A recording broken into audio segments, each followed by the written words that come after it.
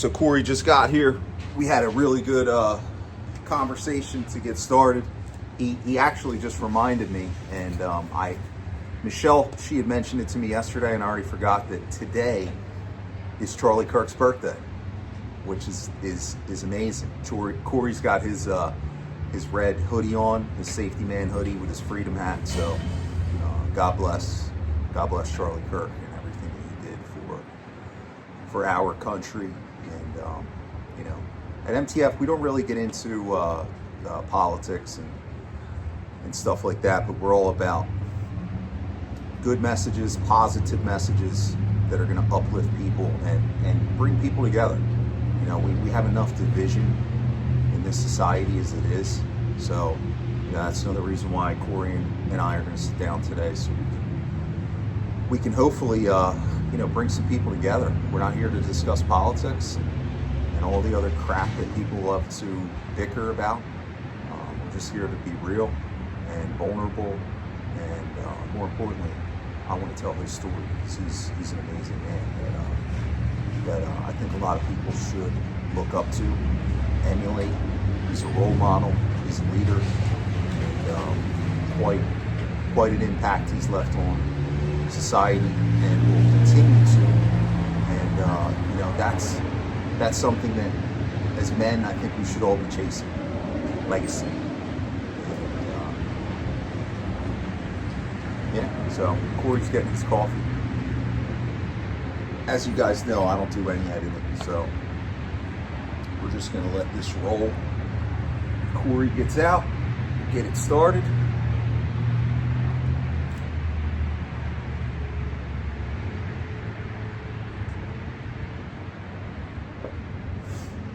Oh, by the way, we're at More Bagels,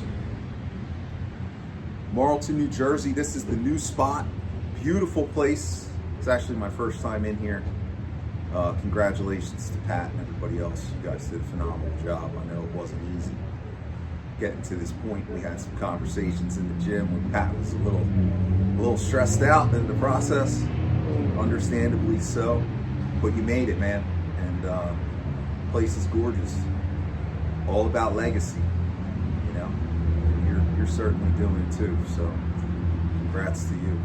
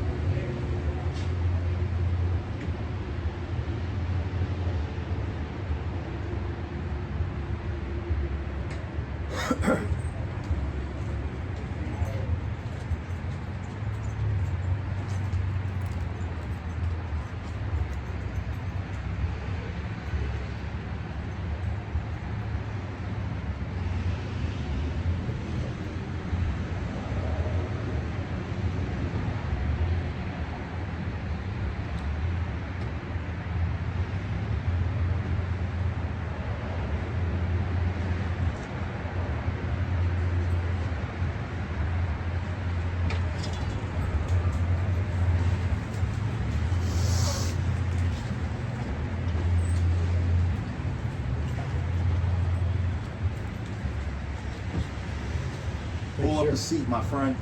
Roger that. One thing I can't stand is getting money when it's all going different ways. Oh, yeah. I can't. Okay, so you're like that? Oh, Sorry. drives me nuts. But yeah, like we were just discussing, this is all about you. Gotcha. Who Do I you need a are. mic, or are we good? What's that? Do I need a mic, or are we good? No, I don't Okay. have any mics. All right, cool. Hopefully the sound quality will be up to par. All right. I speak pretty loudly. I just started using a new app to do all the like the reels and stuff like that. Yeah. So it will, even if you're not perfectly in the pic here, Yeah. You will be when it's Gotcha. finished. Gotcha. But I'm actually, this morning I was sitting here before you got here, Okay. and I was actually a little bit emotional, believe it or not, thinking about what it took to get to this point, and whether you know it or not, you were a big part of it. Thank You you. know, I put out on my social media at one point, I was trying to recover from an alcohol addiction. And one of my biggest fears, once I started regaining self-confidence, was public speaking. Right. And within a year, I get an invite from you to be on your show. Uh-huh. And at the time, it was like, yeah, wow, this is great. I'm getting recognition. But then I'm like, oh shit. Now what? Now what? Yeah. I don't want to do like I want to do that because I want to help people. But how can I overcome this fear? Right. But you help me do that. Right. You know, so Safetyman, I want to get into that. Yeah. Well, first off, it means the world to me that you say that. I definitely remember. I remember you and your beautiful wife walking in the studio that morning, and you know, she kind of pulled me aside and says, he's a little nervous. I said, he's going to be fine. He's a big, strong guy. I see him at the gym. I see him helping people at the gym.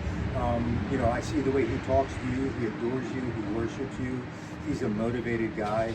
I think once he and I start talking, he's going to be fine. Yeah. And you opened up. And I got so much positive feedback from that interview that we did. Yeah. That, you know, we talked a little bit offline just before we started this about how just seeing that people who, you know, you have a tough shell outside, right? You know, you work out. You know, you look like a jacked individual to people, and you're motivated, right? But people see that you're also human, Sure. and that you're not infallible, you're not perfect, and that you had struggles and you overcame them. And now look, you're doing this. The tables have turned. 2 years later, you invited me to come on your podcast. That means the world to me. No, it's awesome to have you here. Thank you. And you know, I like we were discussing before. I get emotional really too don't sometimes. know all that much about you and your background and where you grew up and where you come from. So, you know, I think it'd be great to let the people in on that and where you know, so where you from originally. Sure. So I'm right here from Burlington County. Okay. Right. Went to RV, Rancocas Valley Regional High School. Yeah. Alma mater of Franco Harris, who's a Hall of Famer. You remember the Immaculate Reception in the Super Bowl? Irving Fryer, also an NFL player. Alonzo Spellman also came from Rancocas Valley High School, graduated in '88 with zero direction. I was the most sheltered, oblivious kid. I don't know how I managed to cross Really? the street without getting hit by cars. I mean, I think I had enough common sense to do that, but just I wasn't exposed to anything. I was the firstborn, so my parents were, you know, kept me sheltered. They didn't want me being exposed to a lot of things, which in the end of the day is a blessing because a lot of people I grew up with or grew up around have kind of went down the wrong path. Yeah. You know, and thank God that I did. I remember the first time a joint was exposed to me. I was like, I don't even know what that is, let alone what to do with it or what it's supposed to do to me. The first beer was ever put in my hand was at my high school graduation party. I took a sip of it. I said, I don't like this. And I just walked around with it to look cool at the graduation party, set it down, and left. Now, I made poor choices later than that. But, you know, that's kind of, you know, the very beginning of poor. I grew up in a, you know, mother and father, first marriage, stayed together all the way until they passed. One younger brother is 3.5 years younger than me. He became a lawyer.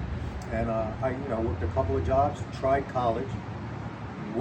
I wasn't ready for it, right? I was ready to go out and discover the world. Yeah. Right, and studying was definitely not part of that. So I wasted about a year of my dad's money and decided I want to become a cop.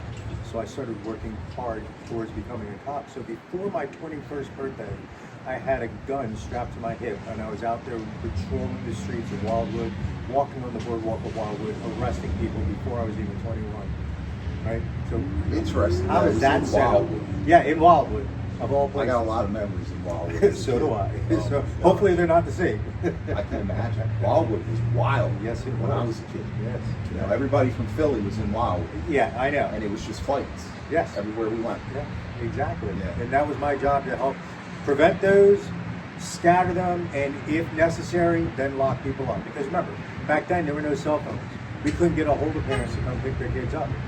So how old were you when you became a cop? 20. 20. Yeah, I turned Young. 21 my third month being a police officer. I turned 21. Yeah. You remember your first arrest? My first arrest was a drunken shoplifter. He was so drunk that He didn't know who I was. I reached behind him to grab his arm and said, "Excuse me, sir," and he turned around and went like this with his arm. So remember, I just got out of the police academy. So my defensive tactics were on par. Sure. So as soon as he threw that arm up, I grabbed it, double arm bar, takedown, took him down. I took him down so hard he pooped himself. But I was a boardwalk cop, so that wasn't my problem. I called a marked car, put him in the back of that marked car. Well, you think I didn't get my wagons broke after that? Putting a poop-filled bad guy in the back of a police car? It's like, don't do that again, rookie. So your decision to become a police officer, was it solely based on, this is a steady career?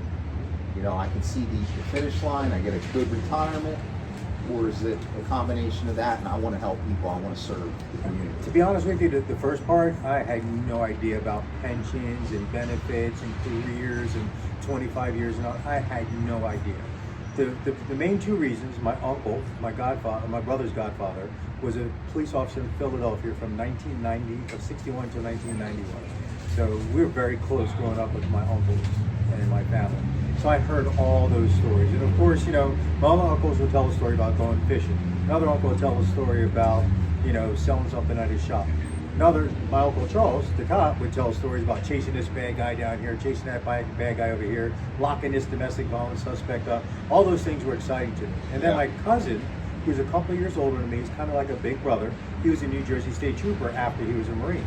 So with both of those guys in my ear, steering me, guiding me, mentoring me, and then helping me actually accomplish that goal. My cousin actually drove me down to Wildwood to fill out the application, and then coached me about, all right, they're going to interview you this way, and they're going to interview that way, and then when you go to the police academy, we're going to yell at you, they might curse at you, they probably won't put their hands on you. You might even hear some words that you don't like, and I did. I will say, Cape May County Police Academy was not, in any way out of line. They were definitely professional, and I think they helped make me the way I am. So those were the reasons that I wanted to become a cop. Then I kind of learned I'm actually able to help people. I'm actually able to make a difference, whether it be putting drug dealers, because we had projects down there, putting drug dealers in jail, helping a lost child find their parents, and everything in between. Yeah. I enjoyed it. Did you, was there ever a point in your career where you did enjoy it so much? Because listen, I have friends with a lot of police officers. Yes, I know you are. Yes. So, not the outside. You guys have an extremely demanding, tough job. Yeah. And it's not like 9 to 5. No. The hours, the shifts that you guys are working, and the mentality that you still have to keep when you're not at your best to protect people is, I think, something that a lot of people don't really understand. So two questions. So the first one, was there ever a time where I really didn't like it? No.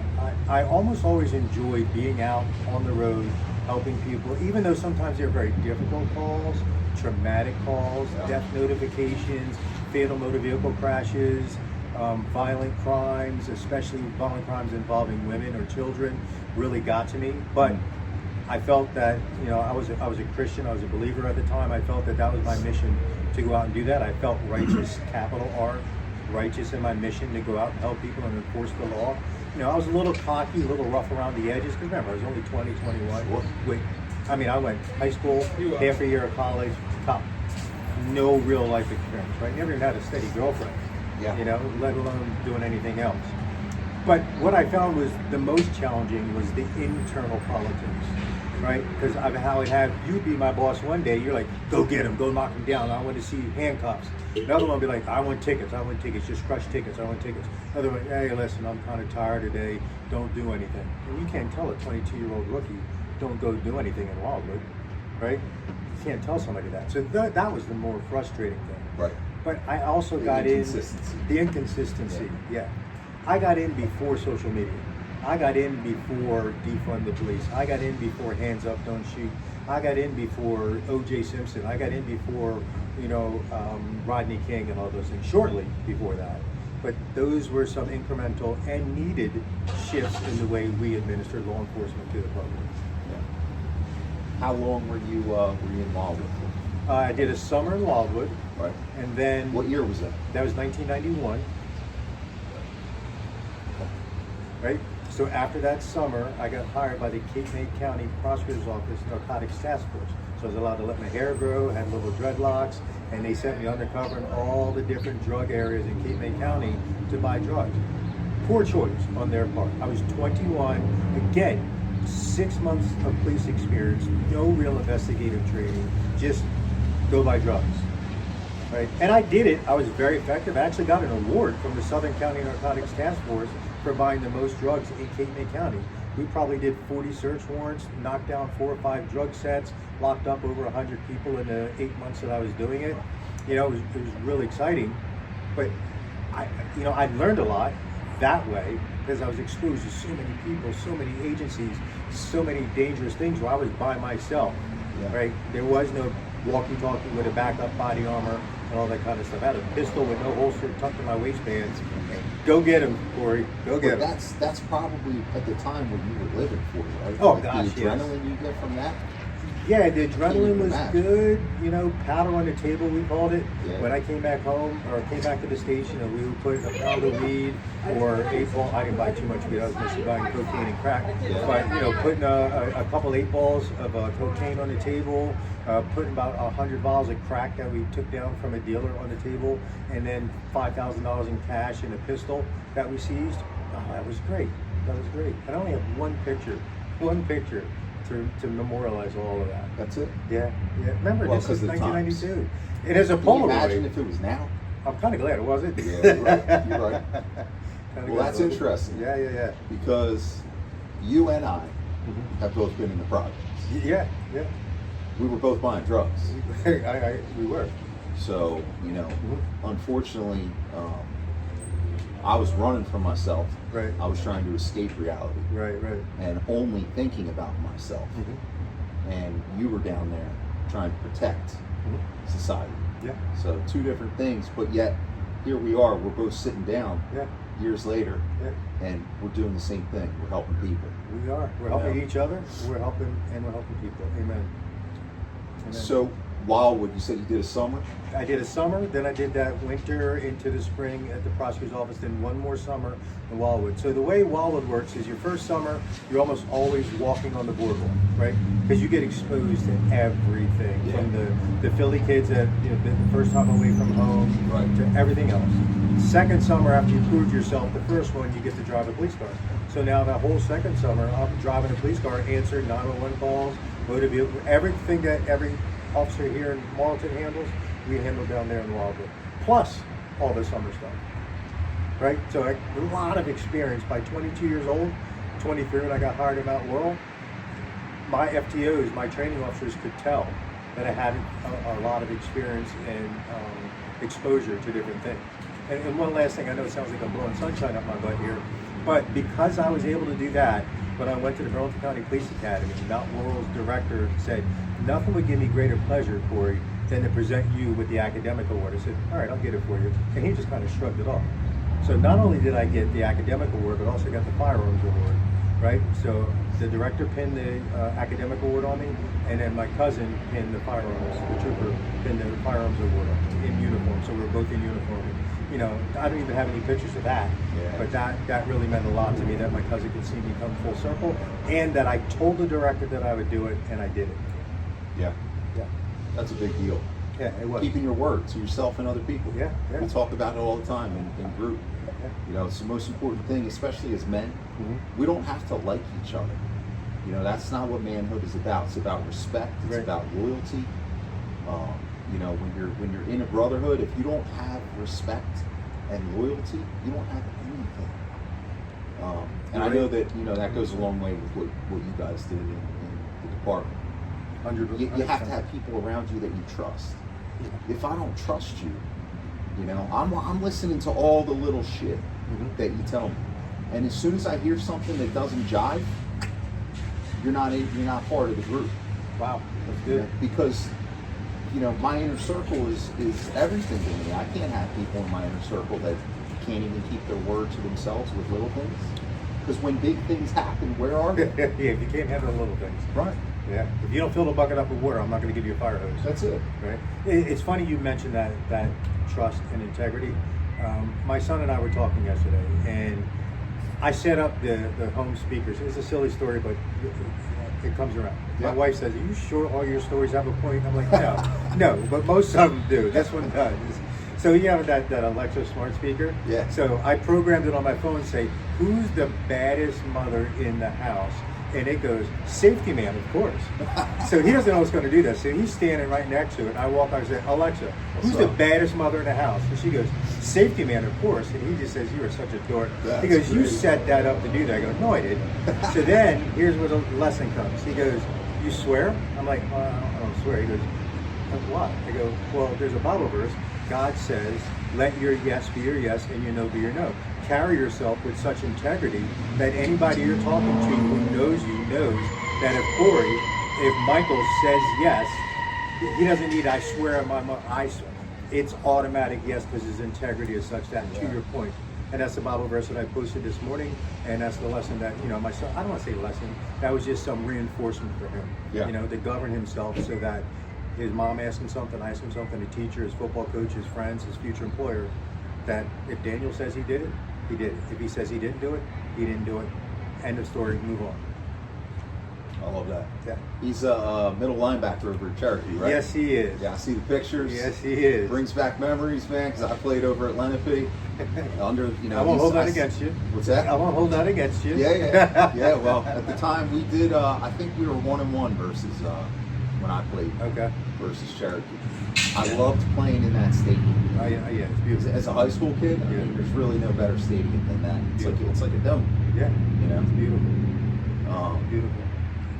Yeah, he has aspirations to go to play in college, so we're doing everything we can to support him. Yeah. Putting him in contact with people, former NFL players, and just everything we can to support him. Yeah. And then my older one, Jacob, he's looking to potentially go in the Air Force. Okay.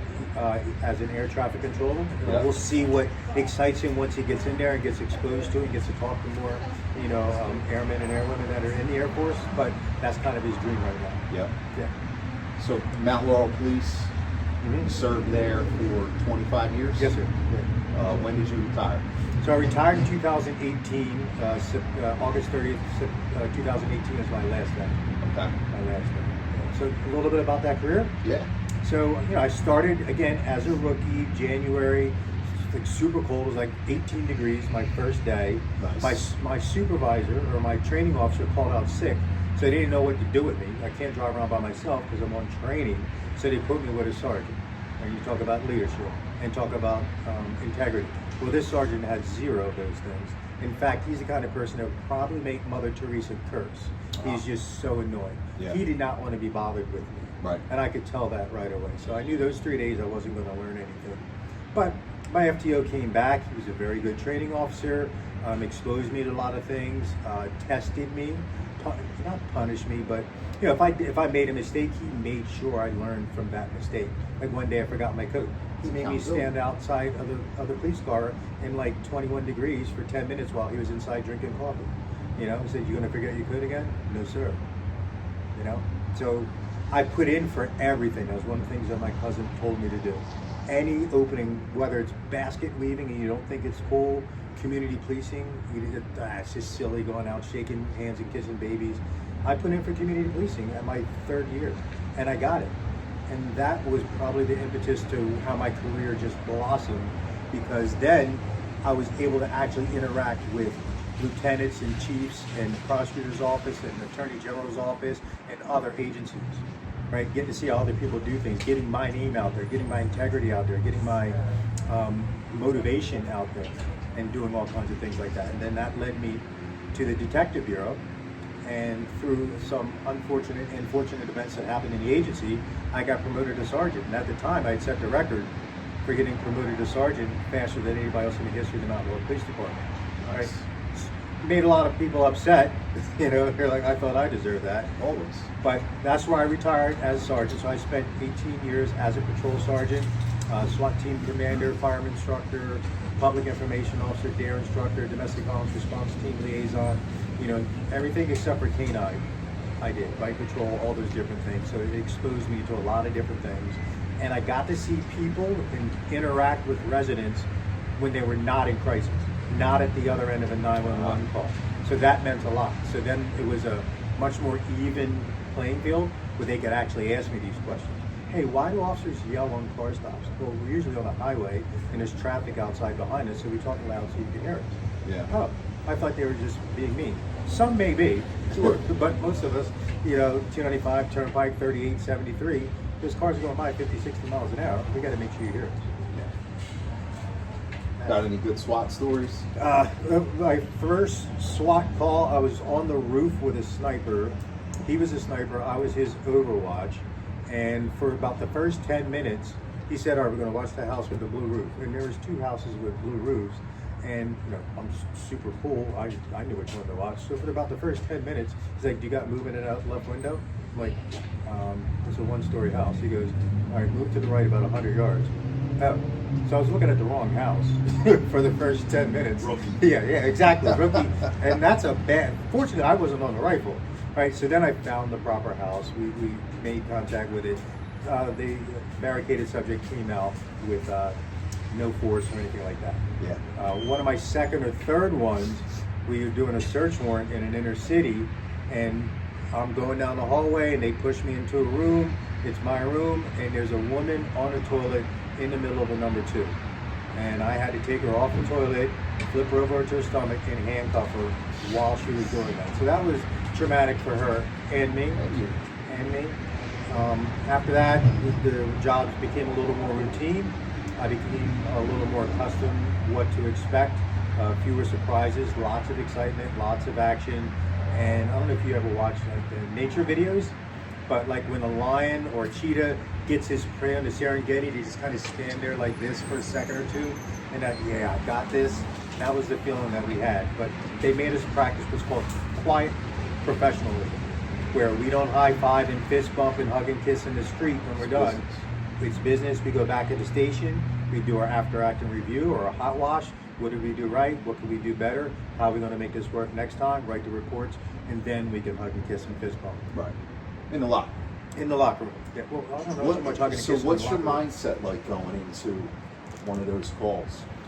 So that's a good question. So you and I had the fortunate pleasure of training with some Navy SEALs. Yeah. Right. So a lot of the things that we took from SWAT come from the military, right? Because they're doing this every day. We're doing it once a month. Yeah. And one of them was visualization. So on our way to, well, first we would practice the mission before even briefing. We'd go outside in the parking lot with cones. We'd have a blueprint of the house or what we thought it looked like, and we'd run the cones. And everybody would run everybody else's job. Even if I was a breacher, I would run the doorman's job, or I would run the flashbang job, or I'd run the fire extinguisher guy's job, and vice versa. So we'd run everybody's job in case, because Murphy's Law shows up everywhere. Yeah.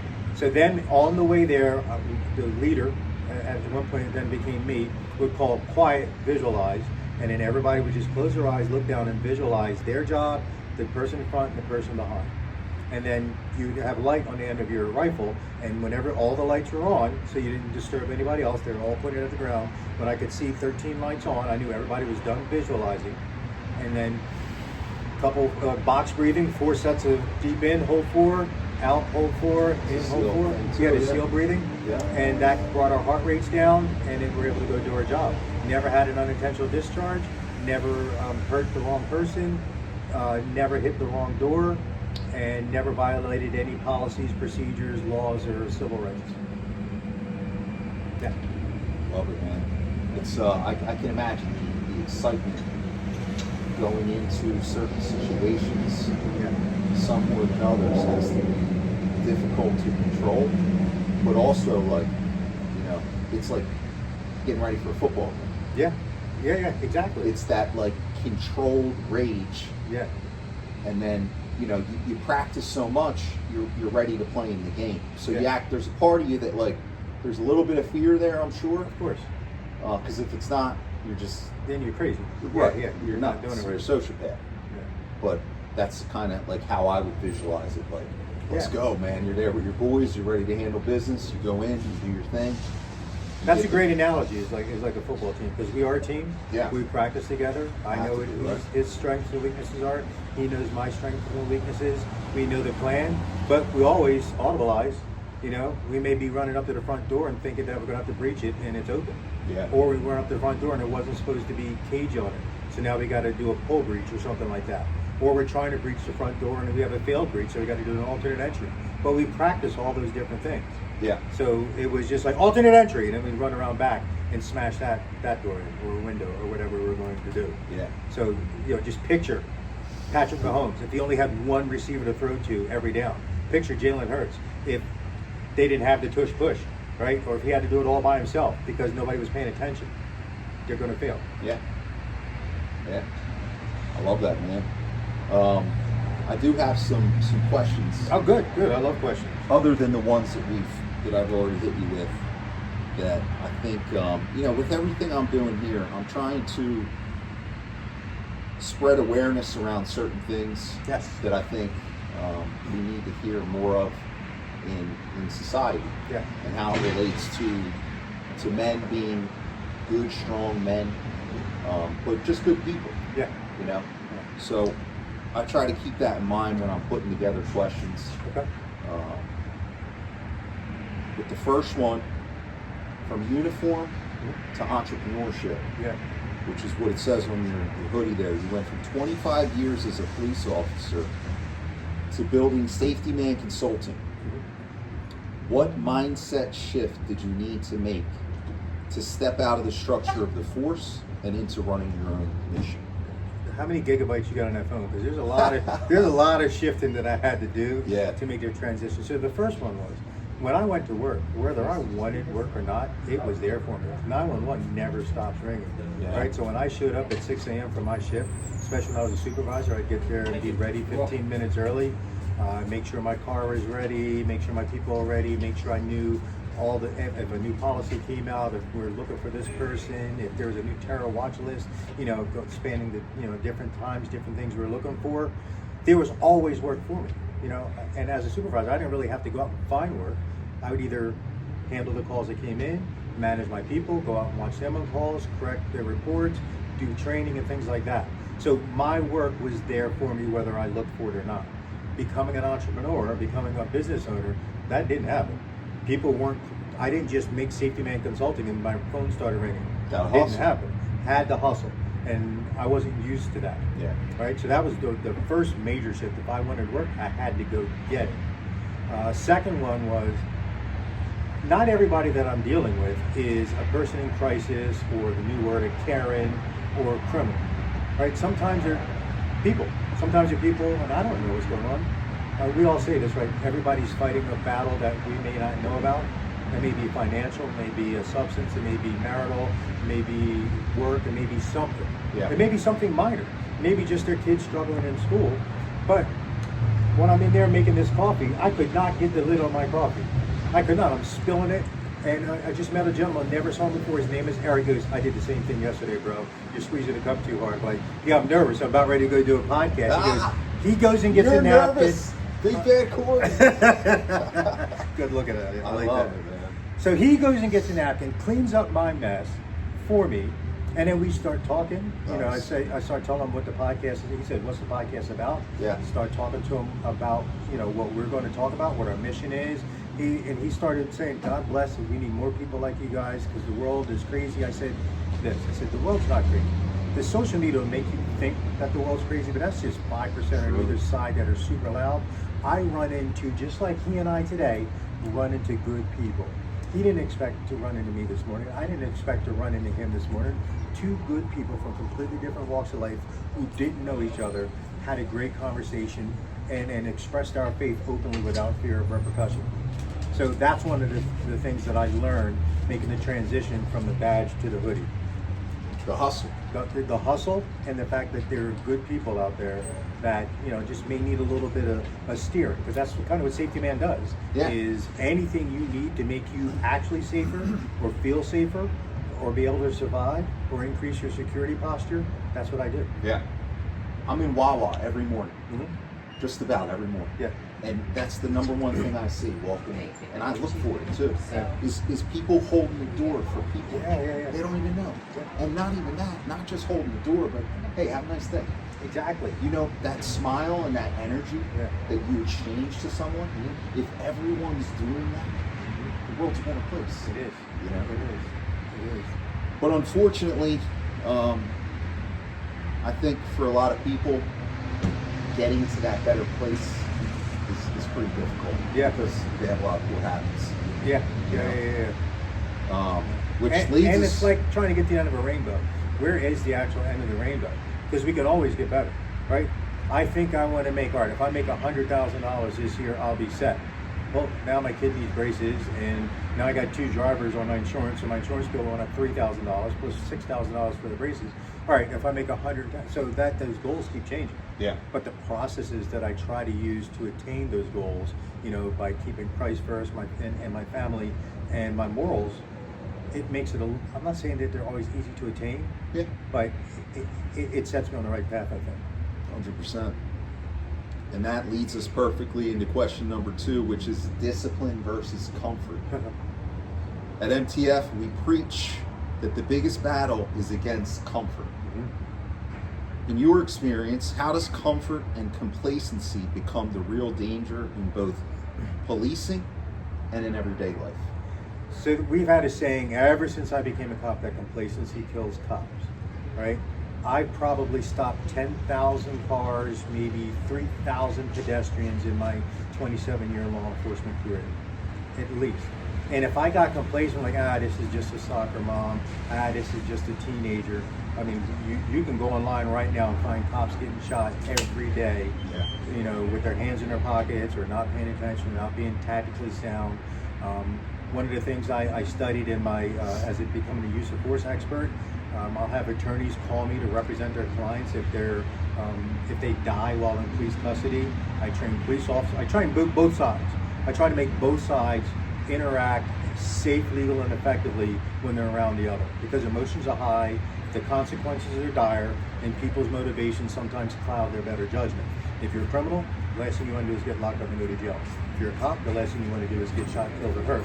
Right? So I try to train both of them to have confidence and competence to be able to handle that encounter with their dignity, their respect, and their life. So to your question, I try to tell people, well, can you ask me that question one more time? I think I threw myself off. No, I do it all the time.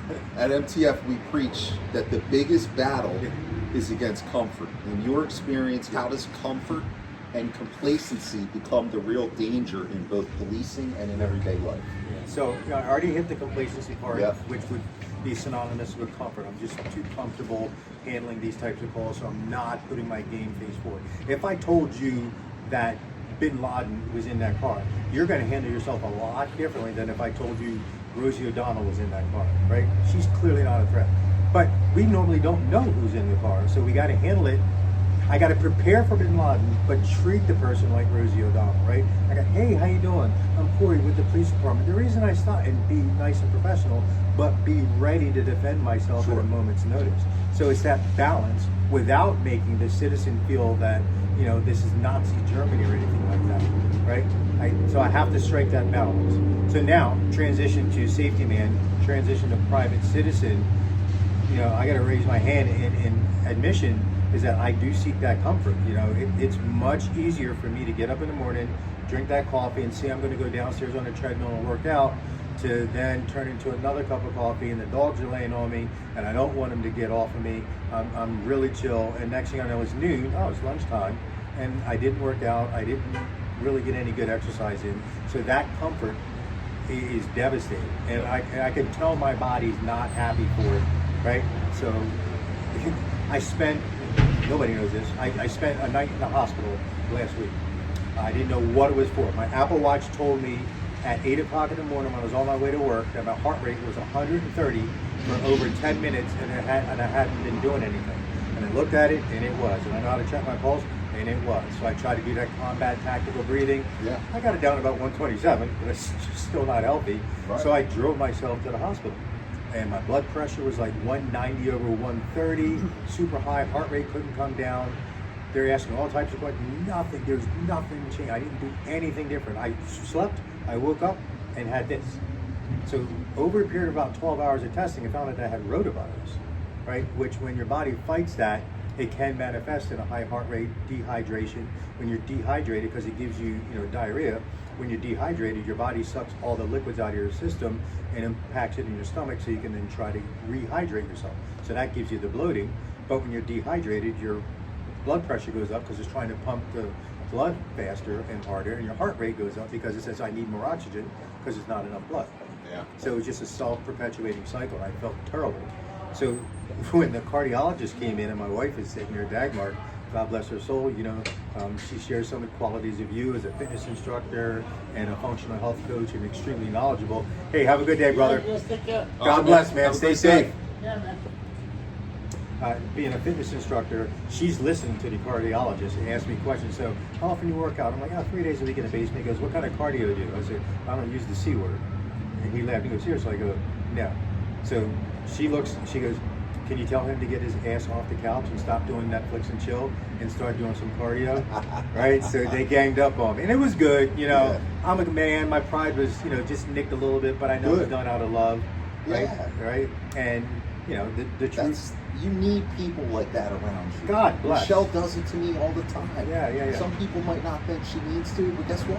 That's why we're such a good team. Yeah. Because when I'm down, she's picking me up. Yeah. When she's down, same thing. Yeah. It's that union that you need to in order to really be your best self. Exactly. Because they see you when you're not. Oh, she knew. She knew. And it wasn't a secret that I had been doing a lot of Netflix and chilling over the past 6 months or so. Yeah. It wasn't a secret. So I think maybe it was God's way. Maybe I'm just reading that, all right, this happened to me. This ain't going to happen again. Yeah. If it does happen again, my body's going to be in a better position to fight this more effectively. Or heaven forbid something worse happens to me, my body's going to be in a better position. Because you remember seeing me at the gym, man. I was there all the time. I got to start pumping out some more videos, man. Keep you Motivated? Keep you motivated. Get your butt in there. All right, number 3, de-escalation and self-control. Mm-hmm. I know these are big for you. Yes, sir.